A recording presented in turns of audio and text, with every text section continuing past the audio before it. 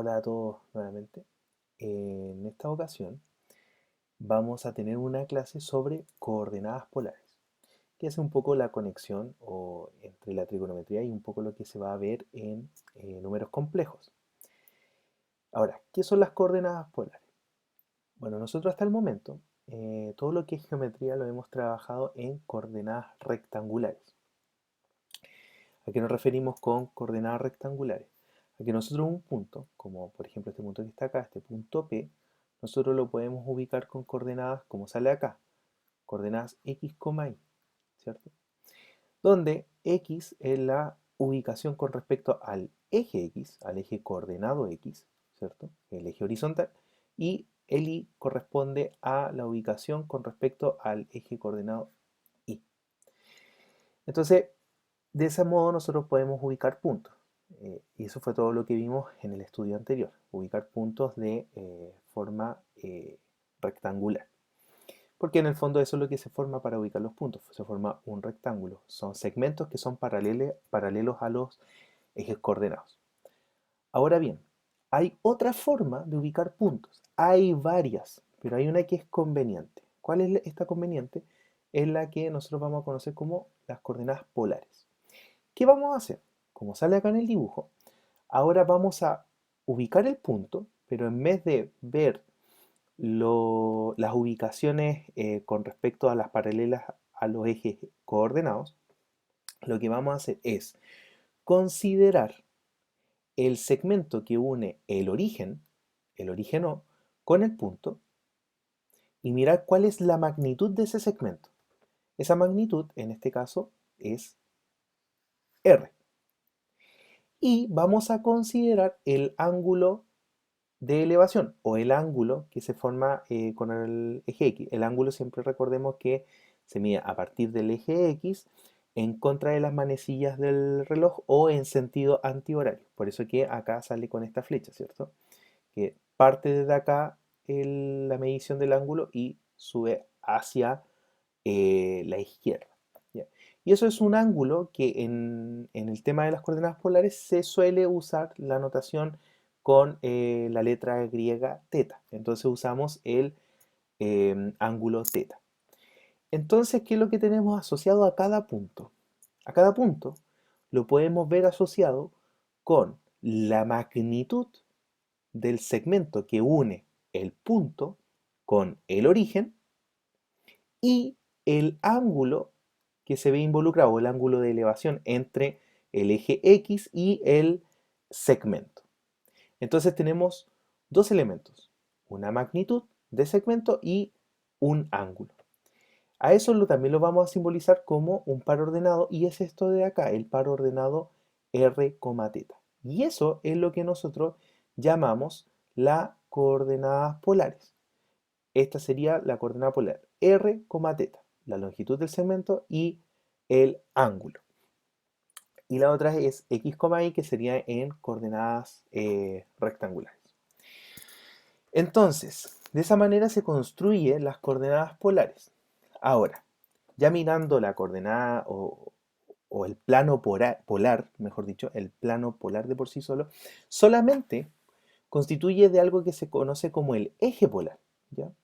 Esto que vimos delante fue la construcción, cómo yo puedo decir cómo se llega a las coordenadas propiamente tal, pero en esencia nosotros tenemos lo que se llama el plano polar. Y el plano polar constituye de un punto fijo, al cual nosotros llamamos origen, al igual que en las coordenadas rectangulares, y un rayo horizontal que parte desde el origen hacia la derecha.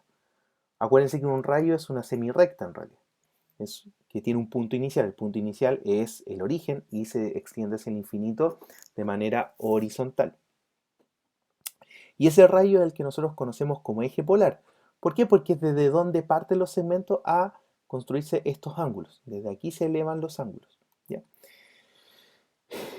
Entonces, el plano polar solamente constituye del origen y del eje polar. Y desde ahí se empiezan a construir todos los puntos, porque cada punto viene asociado a un ángulo de elevación y la magnitud del segmento.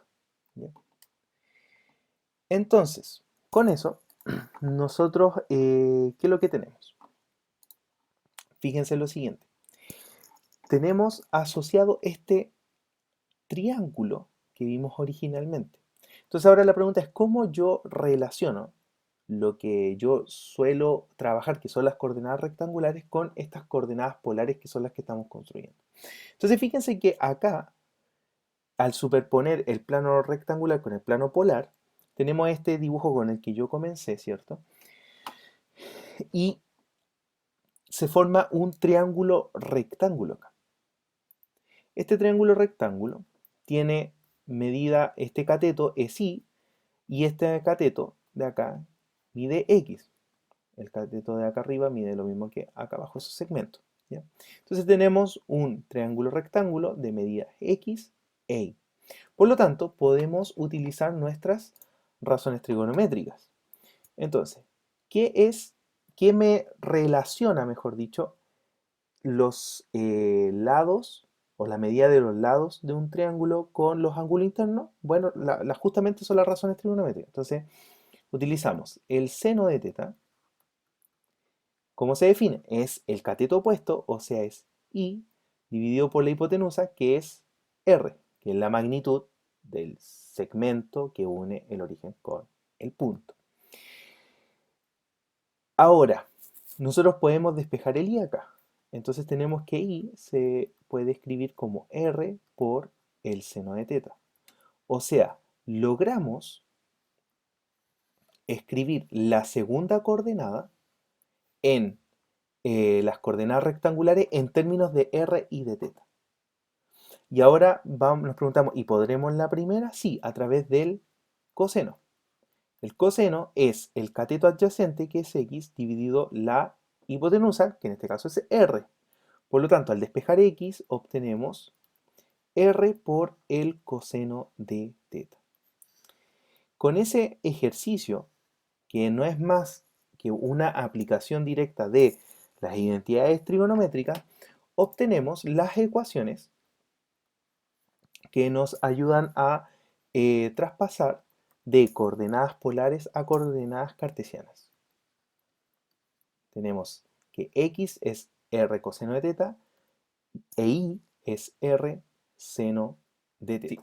El primer ejemplo dice lo siguiente: exprese en coordenadas rectangulares el punto P 7, pi tercios.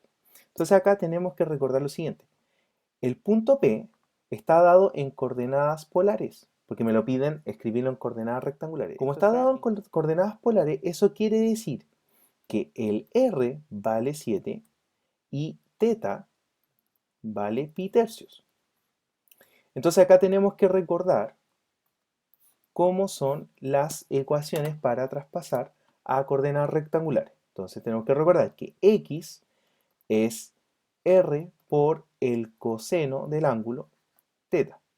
Eso quiere decir que R vale 7 por el coseno de pi tercios. Para recordar cómo es el coseno de pi tercios, podemos utilizar el triángulo fundamental. Pi tercios, que recordemos que pi tercios es 60 grados, y bisectos, que recordemos que es equivalente a 30 grados. Entonces, el coseno de pi tercios es el cateto adyacente, en este caso. Entonces, esto me queda un medio. Por lo tanto, eso quiere decir que X vale 7 medios. Y luego nos queda encontrar el valor de Y. R sigue siendo Z, o sea 7, y seno de pi tercios. Y ahora el seno es el cateto opuesto, mirando el triángulo fundamental. O sea, eso es raíz de 3 medios. Por lo tanto, esto es 7 por raíz de 3 medios. Y eso no es más que 7 raíz de 3 medios. ¿Eso qué quiere decir? ¿Qué quiere decir? Que 7, pi tercios en coordenadas polares es equivalente, lo vamos a denotar de esta forma, es equivalente a las coordenadas rectangulares 7 medios, 7 raíz de 3 medios. Ahora, hemos encontrado un método para, dado un punto en coordenadas polares, escribirlo en coordenadas rectangulares. Pero también nos interesa si nosotros tenemos un punto escrito en coordenadas rectangulares, poder escribirlo en coordenadas polares. Entonces, para ello, ¿qué vamos a considerar? Vamos a recordar que en este triángulo original, como es rectángulo, es válido el teorema de Pitágoras. Por lo tanto, el teorema de Pitágoras me dice que es la suma de los cuadrados de los catetos va a ser igual a el cuadrado de la hipotenusa. O sea, que en este caso x cuadrado más y cuadrado es igual a r cuadrado. Por lo tanto, el r es simplemente x cuadrado más y cuadrado en raíz cuadrada. No hay problema en considerar solamente la raíz positiva, puesto que el r es la medida del segmento de OP. Entonces, como es una distancia entre puntos, tiene que ser un valor positivo. Ahora, el valor de θ lo vamos a obtener también razonando de la siguiente forma. Nosotros tenemos de nuevo en el triángulo rectángulo, podemos utilizar las razones trigonométricas para obtener el valor de θ mediante las inversas trigonométricas. Pero mucho más sencillo, en vez de considerar el seno y el coseno, preguntarme cuál es la que me relaciona x e y, porque como estamos transformando de coordenadas cartesianas a polares, tengo que escribir θ en función de x e y, no de r. Por lo tanto, la razón trigonométrica que me relaciona el x y el y es la tangente. Entonces yo tengo que darme cuenta que la tangente de θ es igual a ¿qué cosa? Al cateto opuesto dividido el cateto adyacente, perdón. Cateto opuesto dividido cateto adyacente, que en este caso sería y sobre x. Entonces de acá nosotros podemos despejar el θ. Ahora, ¿cuál es el cuidado que hay que tener acá cuando nosotros aplicamos arco tangente? Que tenemos que recordar que el dominio, y aquí esto es un poco más técnico, el dominio de la función tangente, ¿cierto? Cuando miramos tangente como función, tenemos que recordar que ese dominio es de menos pi medios a pi medios. ¿Ya? ¿Por qué eso se restringía? Para que la función fuera biyectiva. Entonces hay que tener cuidado porque esto me está restringiendo solamente los ángulos, si lo trabajamos en grados sexagesimales, solamente los ángulos entre menos 90 grados y 90 grados. Pero nosotros sabemos que θ puede ser un número, o sea, un ángulo entre 0 y 360 grados. Entonces, para eso hay que considerar la periodicidad de la tangente. ¿Ya? La tangente, recordemos que es una función periódica. ¿Ya? Entonces, ¿cómo se arregla eso? Acá lo voy a escribir ya una vez arreglado, para que esto no parezca tan extraño. El valor de θ va a ser arcotangente de y sobre x cuando P pertenezca al primer cuadrante. Cuando si P pertenece a qué cosa? Al primer cuadrante. ¿Ya? Eso es natural, porque estar en el primer cuadrante, estar en el intervalo de 0 a pi medios. ¿Ya? Ahora, si el arcotangente o el ángulo, eh, si el ángulo se encuentra entre el segundo y el tercer cuadrante, fíjense que pasa lo siguiente. Si nosotros miramos el gráfico de la tangente, es una cosa así entre menos pi medios y pi medios. Y después se vuelve a replicar acá y aquí tenemos 3 pi medios. El asunto es que para la inversa consideramos solamente este intervalo, pero nosotros también queremos considerar esto. Entonces eso se soluciona simplemente a través de una traslación. ¿Cuánto se trasladó esto hacia acá? Esto se trasladó en pi. Entonces, si el punto se encuentra en el segundo o tercer cuadrante, le vamos a sumar pi a esto. ¿Ya? Entonces eso va a ser si P pertenece al segundo o tercer cuadrante. Y finalmente, fíjense que para que se entienda esto es el primer cuadrante, acá tenemos el segundo cuadrante, acá tenemos el tercer cuadrante. El cuarto cuadrante vendría a estar por acá, pero el cuarto cuadrante también se puede ver aquí. Entonces, debemos notar que estar en el cuarto cuadrante, o sea, estar el punto que esté acá, nosotros podemos llegar simplemente por tomar el ángulo de forma negativa, ¿cierto? O sea, tomar un ángulo menos teta, o tomar el ángulo y darle la vuelta positiva, que sería 2pi menos teta. Entonces, esos ángulos son equivalentes. Por lo tanto, para que me quede positivo este valor, tengo que considerar 2pi más el arco tangente de y sobre x, cuando el p pertenezca al cuarto cuadrante.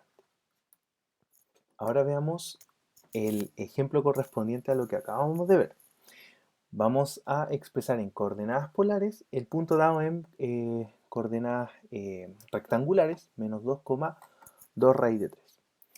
Entonces, lo que es conveniente en este caso es primero ubicar el punto. Entonces aquí dibujamos aproximadamente dónde se encontraría el punto. Entonces, punto P está en el menos 2,2 raíz de 3. O sea, el punto estaría aproximadamente por acá. ¿Eso qué quiere decir? Que estaría en el segundo cuadrante. Entonces con eso tenemos claro cómo debemos aplicar el arco tangente para encontrar el valor del ángulo. Entonces, R es aplicar el teorema de Pitágoras en el fondo. O sea, esto nos queda 4 más 3 por 4, 12 en raíz cuadrada. O sea, eso es raíz de 16, por lo tanto eso es 4. Y teta, como el punto está en el segundo cuadrante, vamos a aplicar la fórmula pi más el arco tangente de y sobre x. Y en este caso vale 2 raíz de 3 y x vale menos 2. Entonces acá debemos utilizar todo lo que sabemos. Tenemos que recordar que la función tangente es una función que es impar. Por lo tanto, arco tangente, uno puede demostrar que también es una función impar.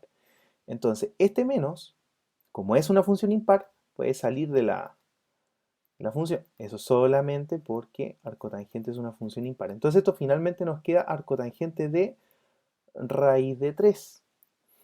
Y nosotros sabemos que el arcotangente de raíz de 3 es pi tercios. Por lo tanto, esto es pi menos pi tercios. Y pi menos pi tercios no es más que 2pi tercios. Es decir, ¿a qué hemos llegado? A que el punto menos 2,2 raíz de 3 es equivalente en coordenadas polares al punto 4,2 pi sobre raíz sobre 3. Perdón. Ahora nosotros podemos transformar no solamente los puntos, podemos transformar todo un lugar geométrico. Los lugares geométricos están descritos por una ecuación, porque en el fondo son un conjunto infinito de puntos. Entonces, si nosotros somos capaces de transformar puntos específicos, también podemos transformar ecuaciones que describen estos lugares geométricos. Entonces, nosotros podríamos transformar la ecuación, por ejemplo, x cuadrado más y cuadrado igual a 6x, que está dada en coordenadas cartesianas o coordenadas rectangulares, podemos cambiarlo o transformarlo a coordenadas polares. ¿Cómo? Simplemente reemplazamos, recordando qué cosas. Recordando que x es igual a r coseno del ángulo e y es igual a r seno del ángulo. Entonces, nosotros sabemos que x cuadrado más y cuadrado igual a 6x y reemplazamos. X es r coseno al cuadrado más r seno al cuadrado igual a 6 veces r coseno. Con ello tenemos r cuadrado coseno cuadrado de teta más r cuadrado seno cuadrado de teta igual a 6r coseno de teta. Podemos factorizar por r cuadrado y obtenemos coseno cuadrado más seno cuadrado. Y esa es la identidad conocida. Eso es igual a 1. Y aquí tenemos 6r coseno. Ahora, sabemos que eso es 1, esto es 1, y acá como el r, nosotros podemos dividir por r porque, bueno, r es positivo, podría ser 0, pero vamos a suponer de momento que r es distinto de 0 para poder dividir. Entonces nos va a quedar, como esto es 1, esto nos va a quedar simplemente r igual a 6 por el coseno de teta. El asunto es que acá estamos considerando que el r es distinto de 0, pero nosotros podemos darnos cuenta que el punto 0, pi medios, ¿ya? Pertenece a esta ecuación, porque si yo reemplazo acá en 0, fíjense, yo voy a tener la ecuación 0 igual a 6 coseno de teta. Entonces, esto me queda, si nosotros despejamos, nos queda simplemente que teta va a ser el arco coseno de 0. Y arco coseno de 0 es pi medios, porque recordemos que coseno está definida entre 0 y pi. Por lo tanto, el valor inverso que me va a determinar el arco coseno para el 0 tiene que ser pi medios. Recordemos que aquí estamos trabajando con la función inversa y la función inversa tiene un dominio acotado, ¿ya? Para que no entremos en confusión. Por eso es que el punto 0, pi medios en coordenadas polares pertenece, se satisface. Por lo tanto, esto es válido para todo r valor mayor o igual que 0. Ya es válido de todo modo para todo valor, a pesar de que delante lo habíamos sacado. Bueno, después por una fácil verificación se observa que realmente sí es válido para r igual a 0. Ahora, podemos transformar también una ecuación dada en coordenadas polares a coordenadas rectangulares. ¿Cómo lo podemos hacer? Acá hay que tratar de reescribir o tratar de hacer aparecer lo que nosotros sabemos. Nosotros sabemos que x es r coseno de teta e y es r seno de teta. Entonces, para que me aparezca una x, tiene que haber un r coseno, de alguna manera. Y para que yo aparezca una y, tiene que haber un r seno. Y así como está esto, no hay ningún factor r seno ni r coseno. O está la r sola o el coseno solo.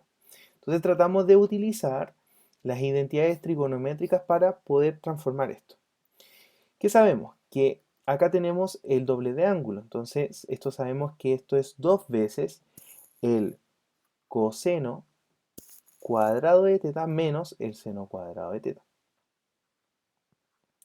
Entonces, con eso ya nos apareció un coseno y un seno por separado, ¿sí? Pero todavía no me sirve. Sin embargo, podemos multiplicar por r cuadrado. ¿Por qué se elige multiplicar por r cuadrado? Porque yo necesito que aparezca el factor r coseno. Entonces aquí, como está el coseno al cuadrado, necesito que el r también me aparezca al cuadrado. Ahora, eso no lo hicimos delante porque el argumento estaba con el 2 teta. Entonces yo quiero que aparezca en el argumento solamente un solo ángulo. Entonces vamos a multiplicar todo esto por r cuadrado. ¿Cómo nos queda? Nos queda r cubo igual a 2 veces r cuadrado por coseno cuadrado, eso es r coseno de teta, al cuadrado menos r seno de teta al cuadrado. Con eso, ¿qué tenemos? Fíjense que tenemos r cubo igual a 2 factor de x cuadrado menos y cuadrado. Ya, pero eso no está listo, porque aquí tenemos una r y esa r también queremos transformarla a coordenadas rectangulares. ¿Qué tenemos que recordar? El teorema de Pitágoras. Podemos usar que r cuadrado igual a x cuadrado más y cuadrado, o el hecho que r es igual a la raíz cuadrada de x cuadrado más y cuadrado, la que sea más conveniente. Sabemos que son equivalentes, pero no importa. Que tener claro cómo son explícitamente. En este caso, como estamos elevando al cubo, me conviene usar la primera, me conviene usar esta. Por lo tanto, esto me va a quedar x cuadrado más y cuadrado en raíz cuadrada al cubo igual a 2 x cuadrado menos y cuadrado. Ahora, debemos observar que la raíz cuadrada la podemos trabajar como un exponente. Entonces eso es elevar a un medio, por lo tanto esto es elevar a 3 medios.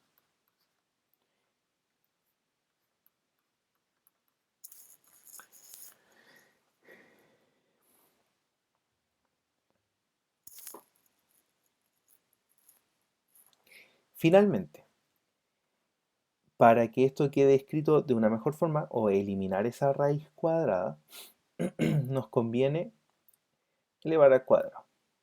¿Ya? Con eso eliminamos esa fracción. Entonces tenemos x cuadrado más y cuadrado al cubo igual a 4 por x cuadrado menos y cuadrado al cuadrado. Y esa sería la ecuación en coordenadas rectangulares que es equivalente a esta ecuación dada en coordenadas polares. Algo que debemos tener en cuenta es que nosotros también podemos calcular distancia entre puntos dados en coordenadas polares mediante una ecuación bastante sencilla, que en realidad va a ser una consecuencia del teorema del coseno. ¿Cómo? Primero vamos a considerar dos puntos, como se observa en la figura. Punto P de coordenadas polares R1, teta 1 y Q de coordenadas R2, teta 2. Como se observa acá. O sea, el radio polar de P es R1, su ángulo es teta 1, este pequeño que está aquí, y R2 se eleva teta 2 con el radio polar acá R2. Entonces, ¿qué es lo que queremos calcular ahora? Queremos calcular la distancia, es decir, la longitud de este segmento. Si observamos, acá se forma un triángulo que en general no es para nada rectángulo. Entonces, podemos observar que aquí tenemos este ángulo que va a ser teta 2, que es el más grande, menos teta 1. Eso es el ángulo formado por este triángulo de acá. Entonces, ¿qué es lo que nos va a relacionar los datos dados? Vamos a tener la diferencia entre los ángulos, eso va a ser un dato fijo dado, y la longitud de los segmentos, que son la primera coordenada de ambos puntos. Esos son datos dados. ¿Qué es lo que me relaciona todo eso? El teorema del coseno. Recordemos que el teorema del coseno nos dice que a cuadrado es igual a b cuadrado más c cuadrado menos 2 veces b por c por el coseno del ángulo comprendido entre estos dos segmentos, b y c, que sería alfa. En este caso, tenemos que nuestro a cuadrado sería la distancia buscada. O sea, tendríamos que d cuadrado es igual a R1 al cuadrado más R2 al cuadrado, que son los segmentos estos de acá, menos 2 veces R1 por R2 por el coseno del ángulo comprendido, que en este caso es teta sub 2 menos teta sub 1. Entonces simplemente la distancia va a ser tomar la raíz cuadrada de toda esta expresión, que es como sale anotado en el apunte. Entonces, como ejemplo, tenemos que calcular la distancia entre los puntos que está dado en coordenadas polares, ¿sí? ¿Cómo? La distancia dijimos que es la primera al cuadrado, o sea, 4 por 4 es 16, más el segundo cuadrado que es 7 por 7, 49, menos 2 por 4 por 7 por el coseno de la diferencia, ¿ya? Que en este caso podemos considerarlo en el orden que sea. En este caso vamos a hacerlo pi sobre 10 menos 13 pi sobre 30. Y a todo eso le tomamos raíz cuadrada, ¿ya?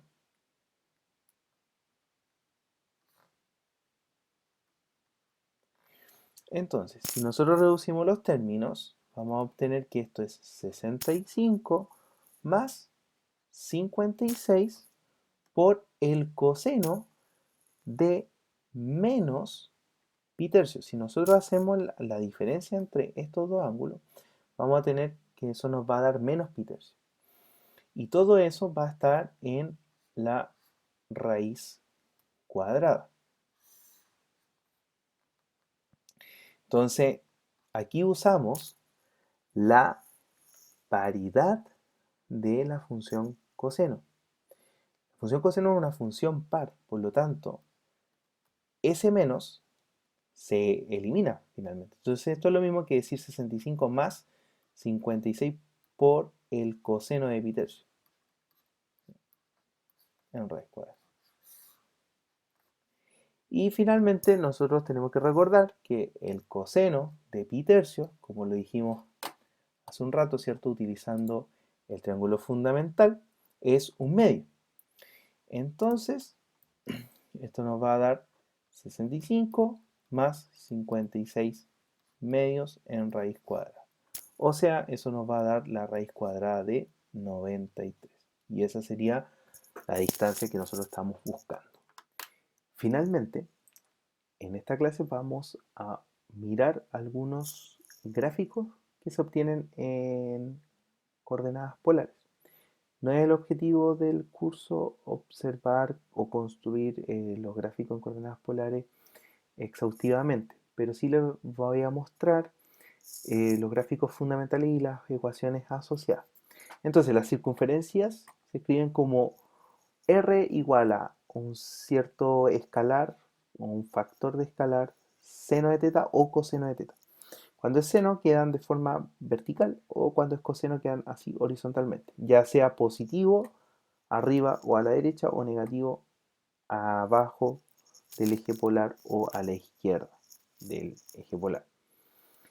Después vienen las cardioides. Las cardioides son cualquiera de estos cuatro gráficos que se observan. Se llaman cardioides porque tienen como o se asemejan a un corazón, ¿cierto?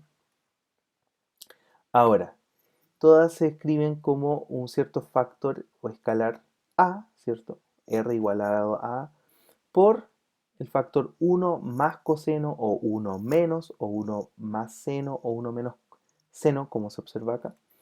Y lo único que hace esa diferencia entre sumar o restar coseno o seno es la orientación de la cardioide. Pero geométricamente es el mismo objeto, pero rotado, ya sea en 90 grados, en 180 grados o en 270 grados. Luego tenemos la rosa de 3 o 4 hojas. En realidad podemos tener una rosa de n hojas, dependiendo si el factor que se multiplica es par, impar en este caso, o el factor es par. En este caso, r igual a veces seno de 3 teta nos da la rosa de 3 hojas. Ya, cuando es impar, la cantidad de hojas coincide con el factor que se multiplica acá. En este caso, si es 3, tenemos 3 hojas. Si fuera 5, tendríamos 5 hojas. Si fuera 7, tendríamos 7 hojas. Cuando el factor que se multiplica es par, es el doble. O sea, en este caso tenemos 2 teta, por lo tanto vamos a tener 4 hojas. Si fuera 4 teta, tendríamos el doble de 4, que eso es 8. O sea, tendríamos 8 hojas. Si tuviéramos 6, si fuera 6 teta, aquí tendríamos 12 hojas. ¿ya? Entonces hay que tener esa pequeña distinción. Voy a tener tantas hojas en el caso cuando sea impar y en el caso cuando sea par voy a tener el doble de las tantos que estoy multiplicando en el argumento. Otra que es conocida son las lemniscatas, que es como esta especie de símbolo infinito, pero que se dibuja en coordenadas polares, que está dado por la ecuación r cuadrado más a cuadrado igual a coseno de 2 teta. Y también podemos considerar su análogo considerando seno, pero que es una rotación en 45 grados, donde el factor a me da la distancia desde el centro a el punto más lejano. ¿ya? Eso es tanto en este caso como en este caso. Aquí también este punto es a. Y finalmente tenemos la espiral de Arquímedes, que es la ecuación más sencilla que es simplemente R igual a teta. Aquí solamente dibujé cuando teta está entre 0 y 2pi, pero si nosotros dejamos teta libre, este espiral crece hasta el infinito, ¿sí? Y esa es la clase de hoy.